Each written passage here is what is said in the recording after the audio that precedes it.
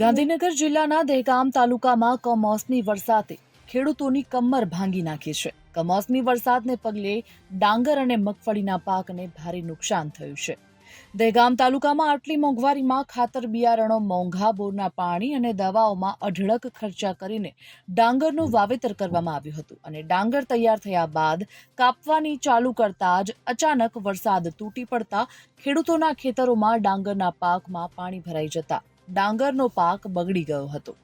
પશુઓના અને ખેડૂતોના મોઢામાં આવેલો કોળિયો છીનવાઈ જતા ખેડૂતોને રાતા પાણીએ રડવાનો વારો આવ્યો છે, જેને પગલે દહેગામ તાલુકાના ધારાસભ્ય બલરાજસિંહ ચૌહાણે આ બાબતે તાત્કાલિક મંત્રીને લેખિત રજૂઆત કરી છે અને તાત્કાલિક ધોરણે ખેડૂતોને વળતર આપવામાં આવે તે માટેની આ લેખિત રજૂઆત કરવામાં આવી છે। સરકાર દહેગામ તાલુકાના ખેડૂતોના ખેતરોમાં પાક નુકસાની માટે તાત્કાલિક સર્વે કરીને ખેડૂતોને જીવતા રાખવા માટે વળતર મળે તેવી ખેડૂતોની ઉગ્ર રજૂઆત થવા પામી છે।